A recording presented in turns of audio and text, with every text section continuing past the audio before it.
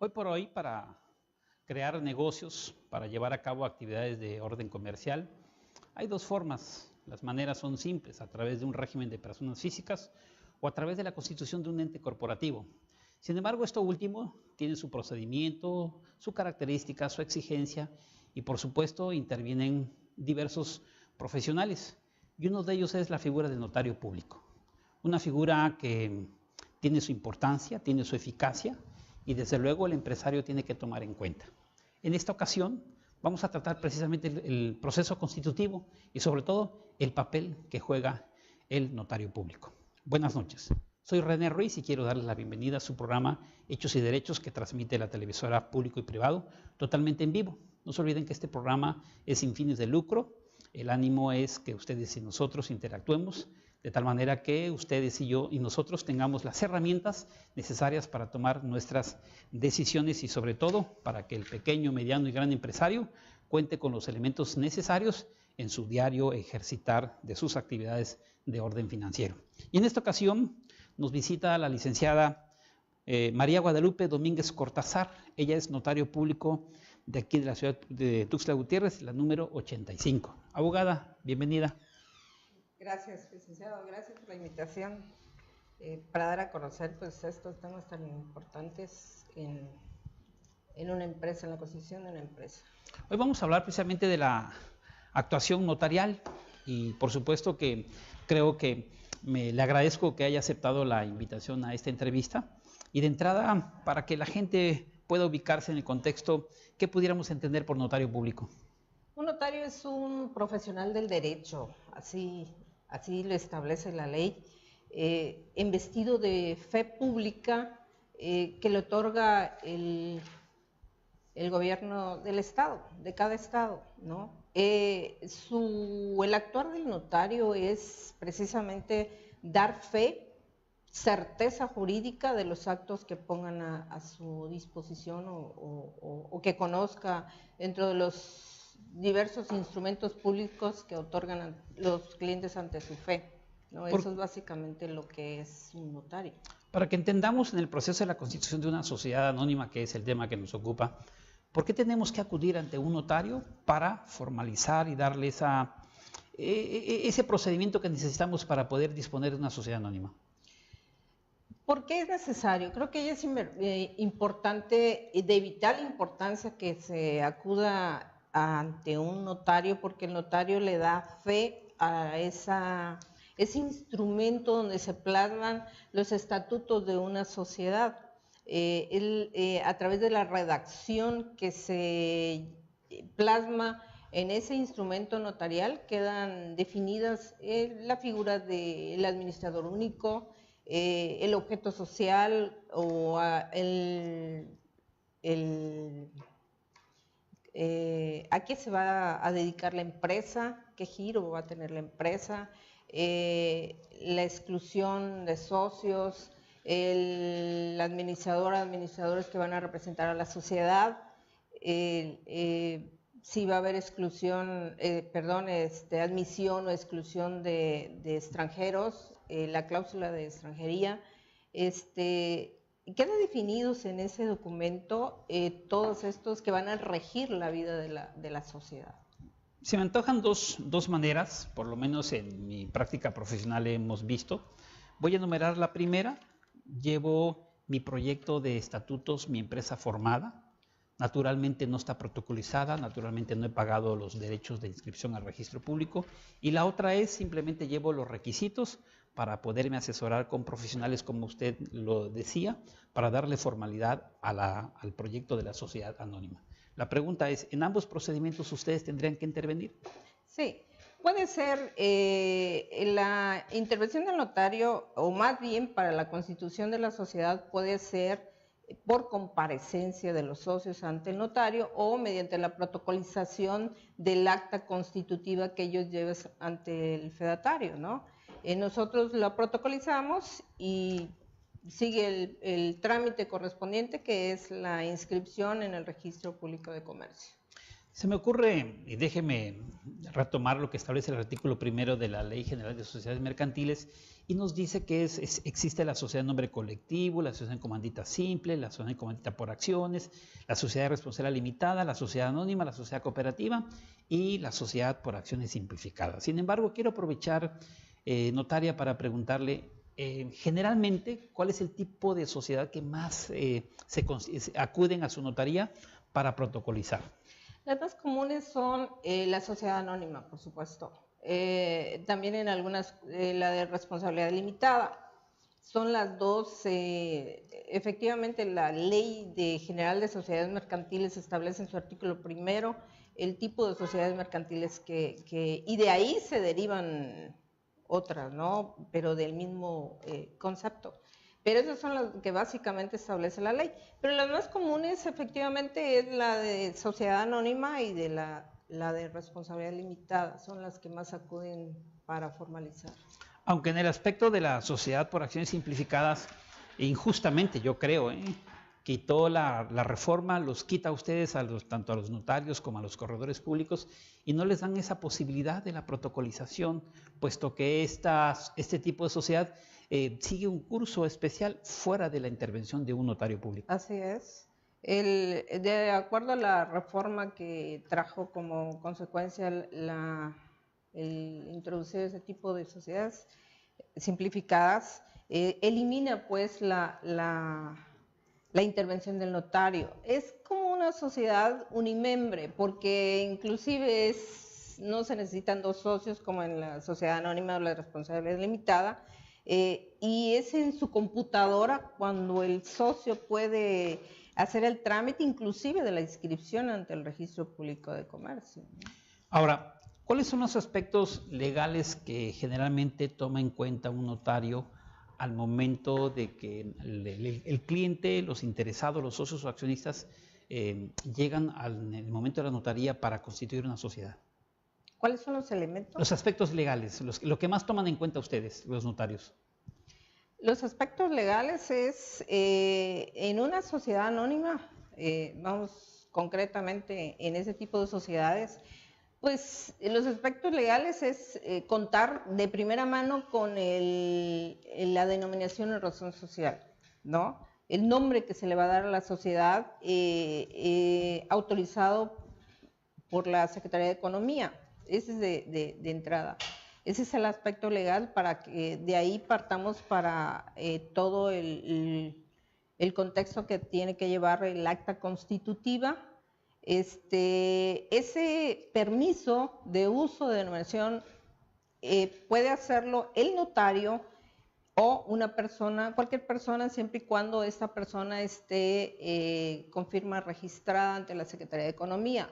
El notario, a través del portal Tu Empresa, puede, metiendo los nombres que le dan los accionistas o socios, para que dentro de ellos la Secretaría pueda autorizar cualquiera, y es ahí como surge ya el nombre que va a tener la sociedad.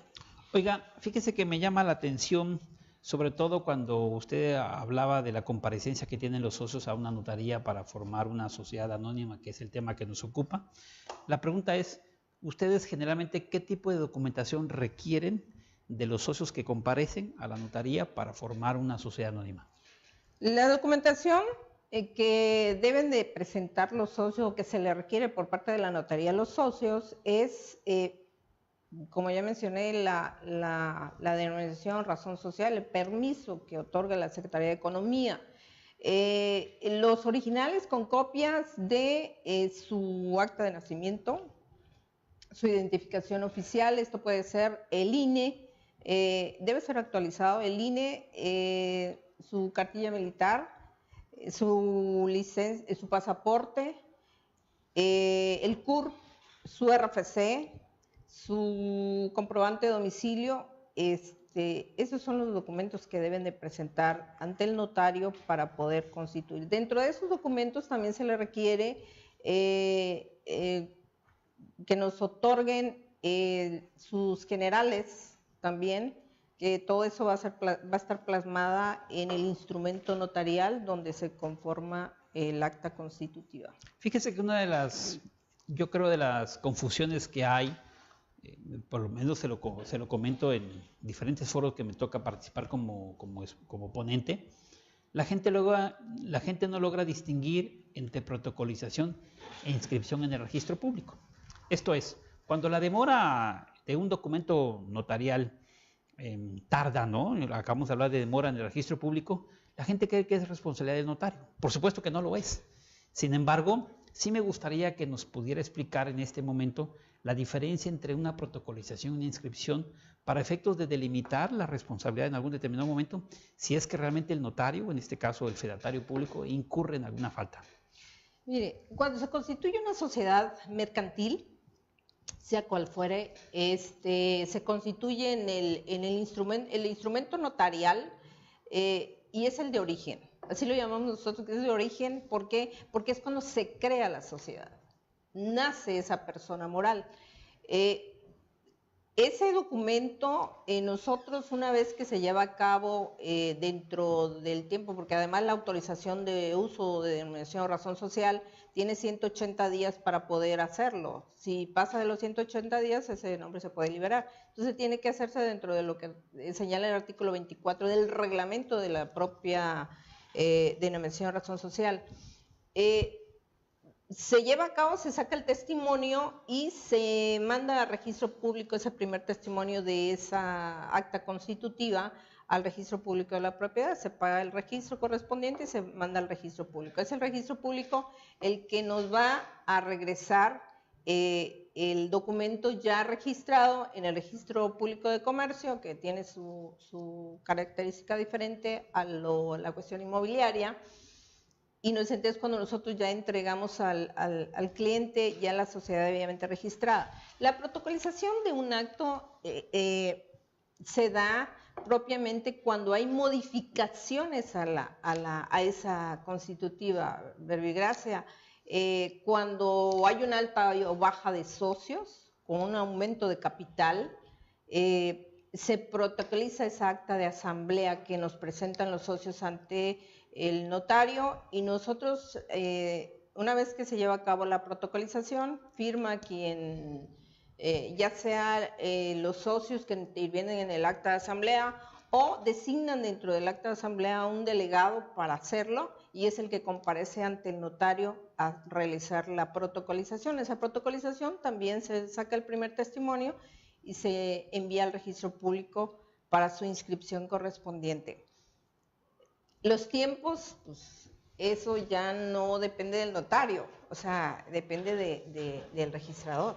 Sí, me recuerda el año pasado, usted lo domina perfectamente por tener una notaría, tuvimos un problema en el registro público, no estaban sacando testimonios, no estaban sacando ni una clase de documentos y nos aventamos un buen tiempo y prácticamente, por eso se lo preguntaba, porque la gente empezó a pensar que la parte del registro público era responsabilidad de ustedes y había que explicarles que esa cuestión de la inscripción del registro público es netamente de la autoridad. Del registro, sí, así es. Sí, ahora bien, hablando de la protocolización, usted nos decía hace rato, el acta original, el contrato social, el primigenio, el de origen, la génesis, nos explicaba que no se protocoliza. Sí. Pero la diferencia que yo le hacía es de que ese primer documento nosotros lo llamamos como el acta constitutiva, ¿no? O sea, el de origen, como dice usted, es primigenio. Y las protocolizaciones le denominamos porque son los cambios o las modificaciones que sufre, pero ambos se tienen que inscribir. Inclusive hoy en día ya a través de las últimas reformas, nosotros mandamos el primer testimonio de esa acta constitutiva o de la protocolización del acta de asamblea al registro público de comercio con la forma precodificada que hoy en día ya tenemos que mandar, donde son los datos mismos que aparecen en la propia escritura, que se ponen o se transcriben en la precodificación para que se vaya a registro con su disco magnético que también se tiene que enviar. ¿A qué se le llama protocolo? Protocolo es el protocolo, que lo que tienen los notarios, el protocolo genera un número de libros. ¿Sí? El protocolo es uno. Cuando nosotros hablamos del folio del protocolo, es el folio del protocolo, porque el protocolo son los que tenemos los notarios, ¿sale?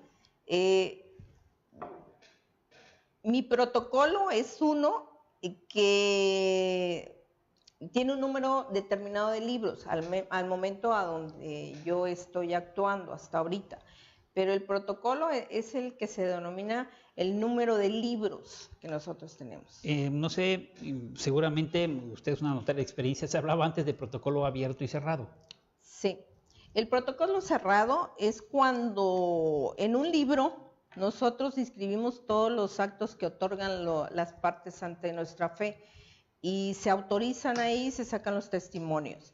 El protocolo abierto es el número de... Ya está el libro ya empastado, pudiéramos decirlo. Y el protocolo abierto, a diferencia del protocolo cerrado, es el número de folios. Por ejemplo, nosotros solicitamos autorización para 5 libros, ¿no? De cada 200 folios cada libro, y cuando ya terminamos cada 200, mandamos a empastar cada libro, ¿no? Porque eso fue lo que se solicitó. Entonces, los folios entonces se empastan, a diferencia del cerrado que ya está empastado, ¿no? El abierto son los folios y se van cubriendo el número de los 200 que contempla un libro y se van a empastar. Me recuerdan lo que usted nos estaba explicando, el protocolo cerrado, y seguramente a usted le tocó cuando aquellos documentos se engelatinaban, ¿eh? Sí. Así es. En el protocolo cerrado, todos los actos que se pasaban en el mismo era a través de gelatinas, lo que implicaba una serie de problemas. Y un trabajo también muy sucio, ¿eh? Sí, sucio, y a la larga ese acto que se pasaba se podían borrar porque eran con tinta así como moradas, ¿no? Y a través del tiempo se ponía, creo que es más seguro, más fácil para,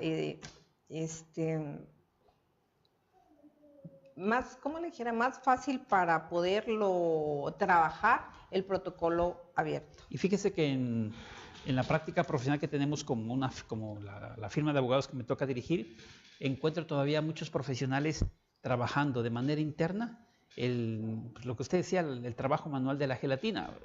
La mano, ¿se acuerda que el color era azul? Azul. Quedaba muy fea la mano. Pero bueno, déjeme hacer una pequeña pausa y voy a saludar a las personas que amablemente nos están sintonizando. Queremos enviarle un saludo a Carlos Méndez. También nos escucha el contador Limber, Adriana Cruz, Luis Velázquez, Wilfredo Fabián, le manda saludos. Gracias.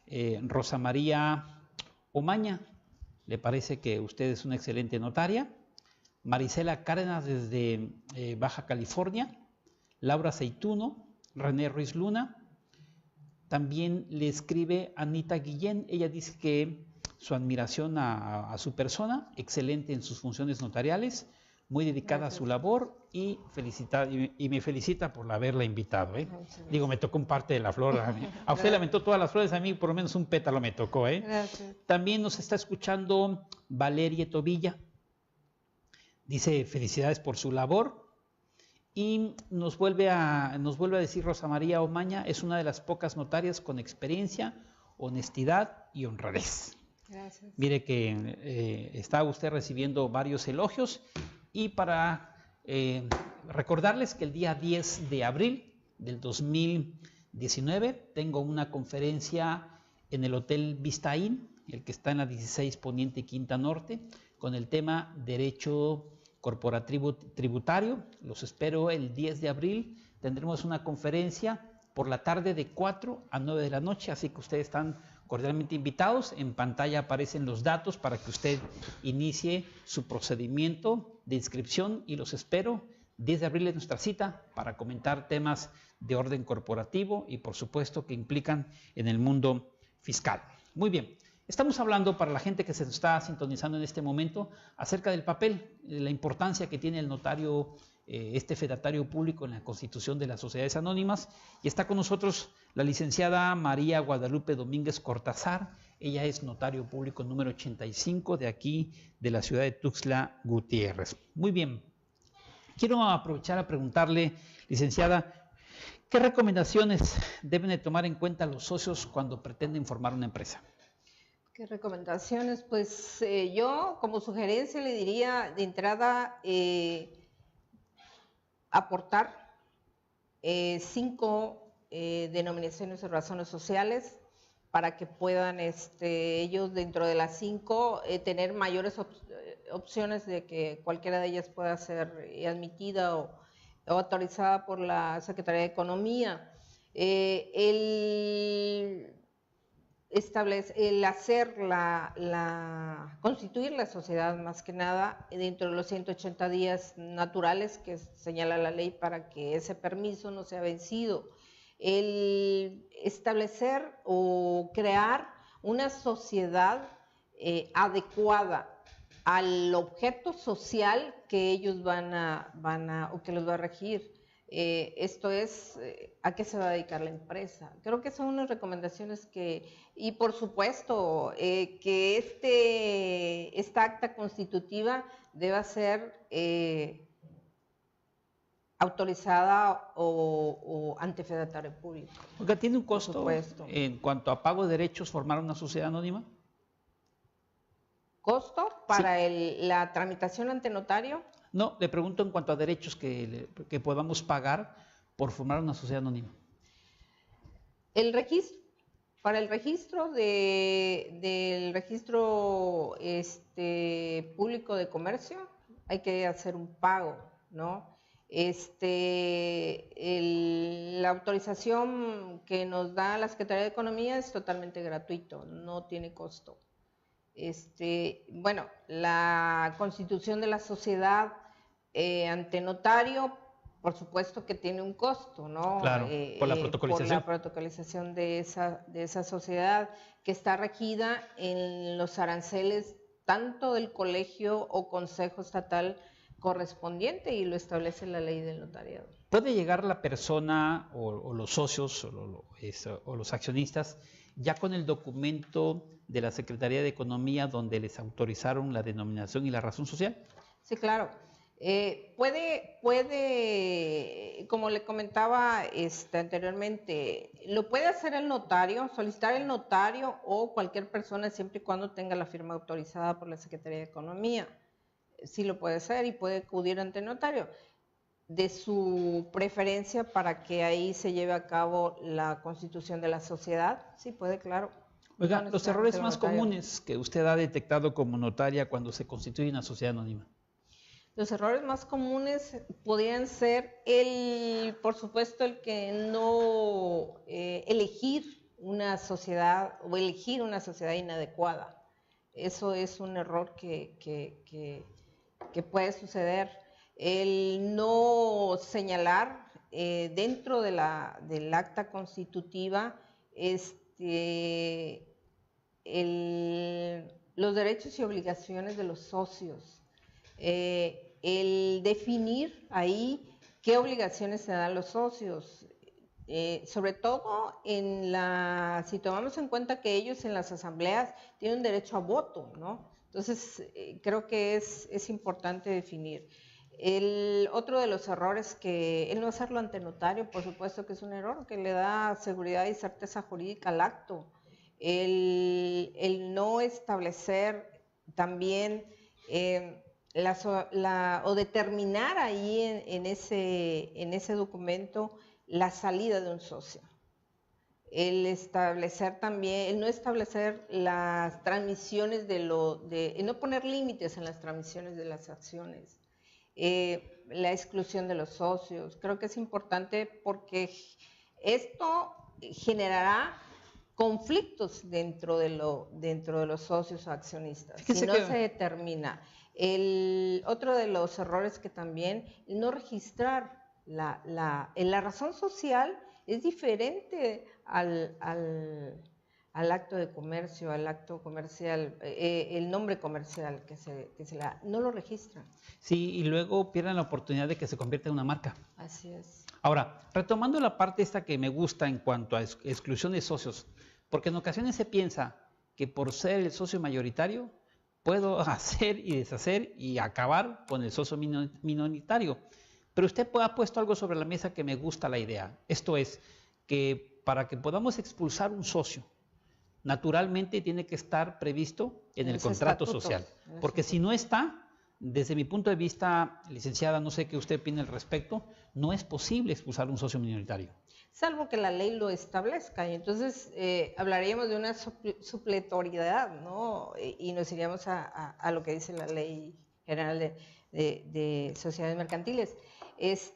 Pero creo yo que de entrada debería de estar en el acto constitutivo, en el acta constitutiva. Oiga, ¿qué opinión le merece el hecho de los famosos plazos de duración? Antes se establecía los 99 años, pero luego se reforma la ley de sociedades mercantiles y dicen que ahora que el plazo es ilimitado, ¿no? Indefinido, ¿no? Sí. Entonces, el punto es, ¿cuál sería su opinión en cuanto a si lo aconsejable usted como notaria sería un plazo indefinido, 99 años, o un plazo más acotado? Yo creo que es indefinido, está bien, porque a veces cuando se crea una sociedad mercantil, una sociedad anónima en este caso, tienes un tiempo de duración, ¿no? Hoy en día hemos tenido, no sé a qué se debe a la economía, que muchas sociedades se han liquidado, ¿no? Entonces, establecer un plazo de 99 años o dejarlo indefinido, yo creo que queda más flexible quedar indefinido porque queda al arbitrio de los socios o accionistas el poder liquidar la sociedad en el momento que ellos quieran. Oiga, se me ocurre un tema que naturalmente habría que combinar la cuestión sucesoria con la cuestión corporativa. ¿Qué sucede con esas acciones cuando el socio muere de manera intestada o en sus defectos planea su muerte? A lo mejor tiene una enfermedad terminal y esas acciones puede donarlas a través de un procedimiento naturalmente notarial. ¿Cuál sería su recomendación en este caso?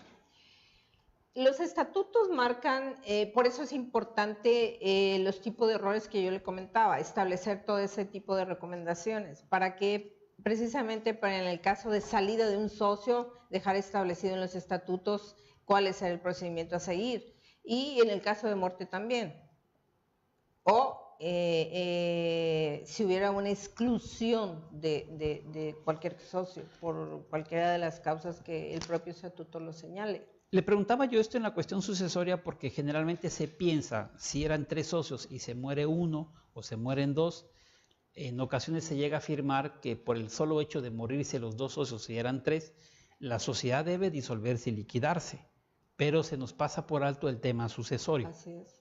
La pregunta es, ¿en realidad la empresa desaparece o debe liquidarse cuando se mueren los socios? No, no desaparece la empresa. No tenía por qué, porque subsisten los demás socios. Y si, como le digo, está establecido en los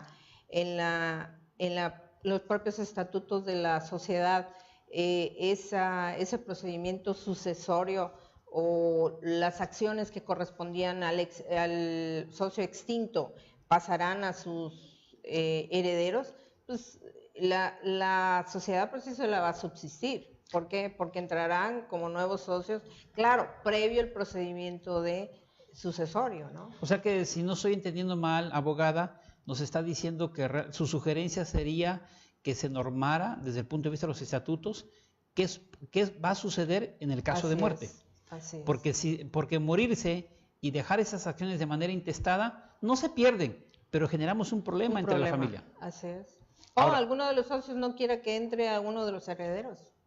O sea, es un problema que subsiste y se da en la práctica. Sí, porque realmente a veces como padres sabemos con qué hijos podemos contar o qué hijos se llevan con quién, y creo que sí, no había pensado en esa parte, abogada, en cuanto al hecho de cómo a través de un testamento se puede limitar, porque si no se limitara, si no se dejara un testamento, lo único que propiciamos es que todos los hijos entren a pelear esas acciones. Así es.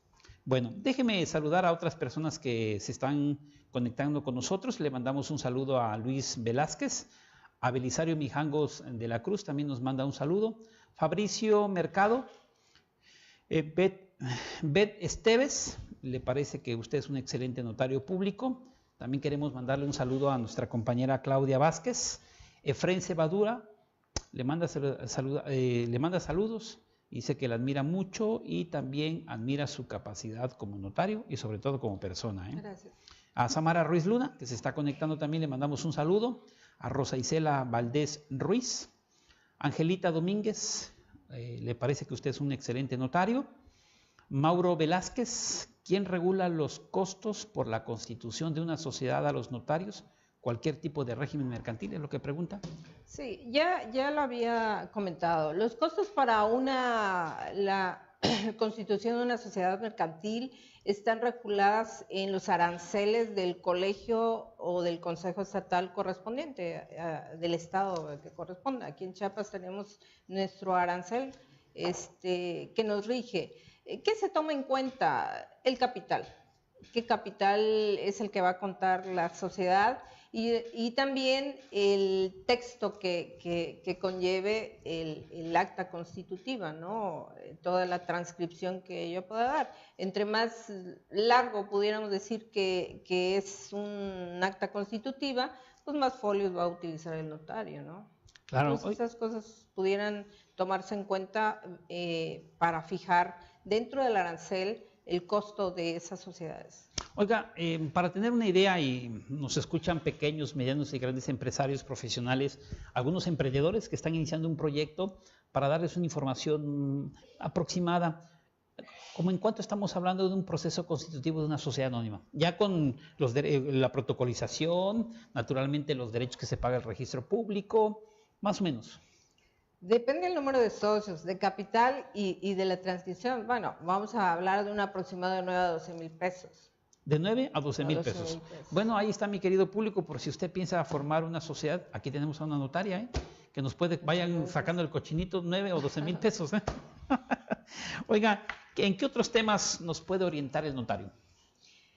¿El notario en qué lo puede orientar? Bueno, mire, el notario, al comparecer las personas a querer hacer una constitutiva, una sociedad mercantil, ¿qué le puede sugerir? El notario le puede sugerir orientar, porque aparte de la fe notarial que da el notario al crear este instrumento público, no solamente es el asesoramiento y la constitución propia de la sociedad, sino también el notario interviene lo que es la fusión de sociedades, la liquidación de sociedades. Entonces el papel del notario es muy importante, ¿no? ¿Qué le podemos sugerir al cliente? Si el cliente acude con nosotros y nos dice, bueno, ¿qué tipo de sociedad me conviene?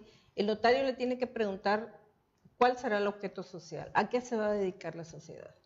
O sea que el notario funge como en una función como asesor, como asesor, un consultor. Así es, como un asesor.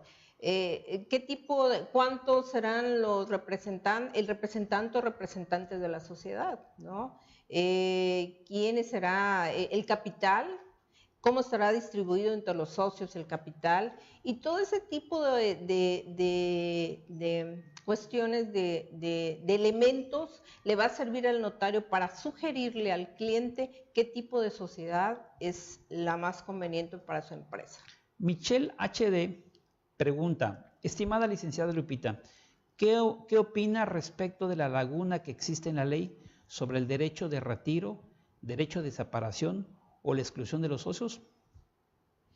Es que la exclusión de los socios, como ya le comentaba, y todo ese tipo de cuestiones, lo regula los estatutos de la propia constitutiva.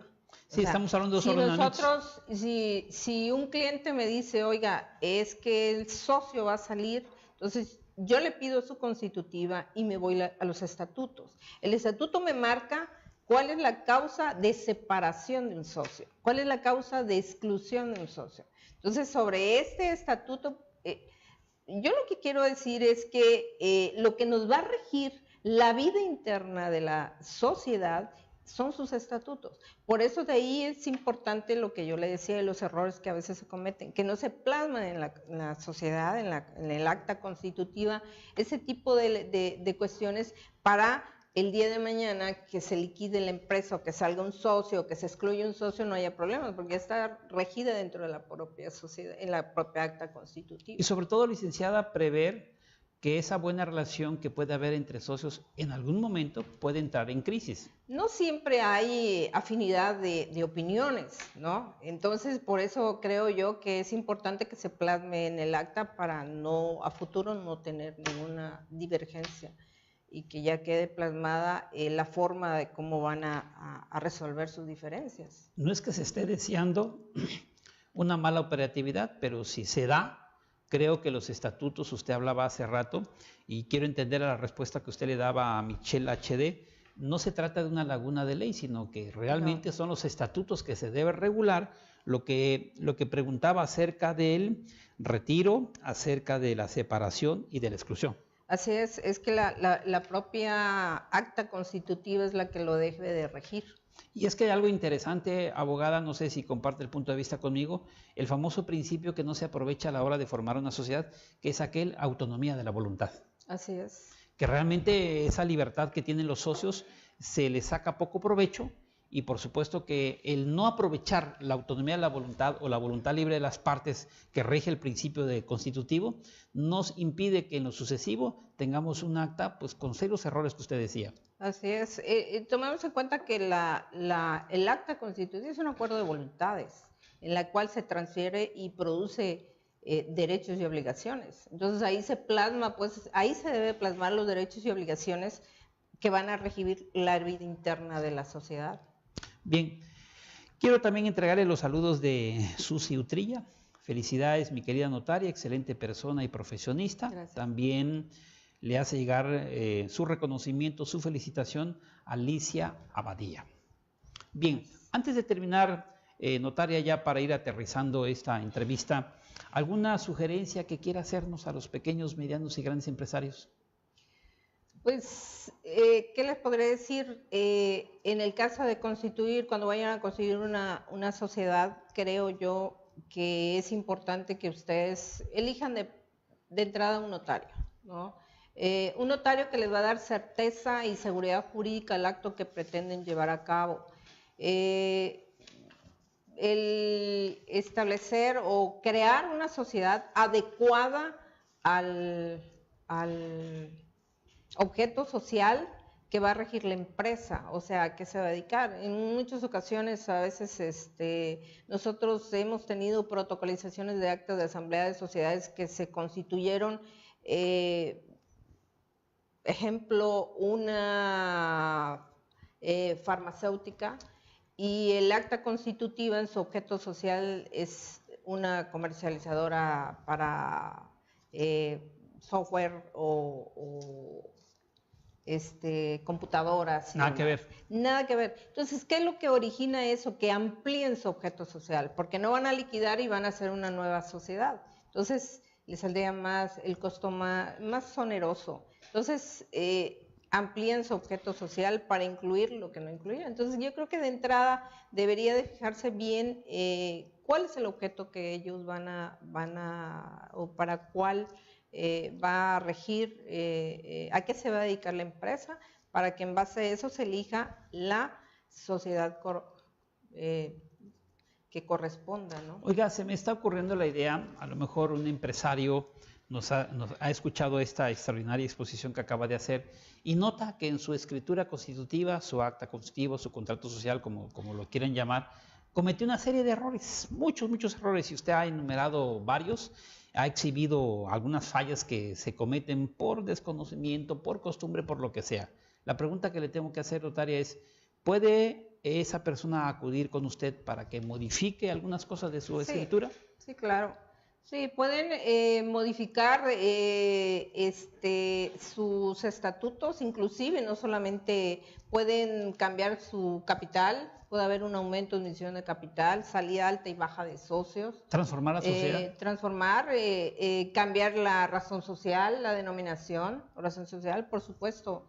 que se puede hacer mediante un acta de asamblea y protocolizando la misma e inscribiendo en el registro público de comercio. Sobre todo porque nos puso algo sobre la mesa que me gusta, el hecho de que mi objeto social debe ir relacionado con mi denominación o razón social. Así es. Porque si mi objeto social dice una cosa y mi denominación o razón social es otra, como que esa falta de congruencia, esa falta de armonía, como que no nos coloca y no nos hace ver bien en el mercado. Así es. Muy bien. Oiga, si quisiéramos contratarla, quisiéramos llamarle para poder solicitar una consejería de orden notarial, ¿cómo la podemos localizar?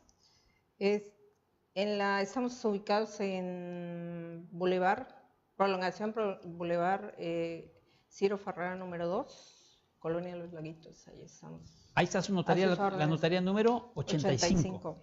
Muy bien, ahí podemos acudir con usted para efectos de poder modificar el acta o usted nos acaba de decir hace rato, también para recibir la consejería jurídica que necesitamos. El asesoramiento antes de iniciar o darle trámite a una sociedad. Sobre todo porque algo que me ha gustado de esta entrevista es el hecho de que las causales de retiro, separación y exclusión no están previstas, y otro tema que me llamó mucho la atención es el hecho de la cuestión sucesoria, sobre todo que, bueno, no está tan cerca, pero el día que nos llegue el mes del testamento, que es en septiembre, ¿verdad? Pudiera acudir, pero también puede acudir desde antes, tengo entendido, sí, claro, el socio, para que pudiera normar la cuestión del testamento en las acciones. Sí, claro, con independencia de dejarlo establecido en los estatutos de la sociedad y en un acuerdo de voluntades, los socios puede hacerlo otorgando su disposición testamentaria dentro de un documento público que es el testamento. Muy bien, claro.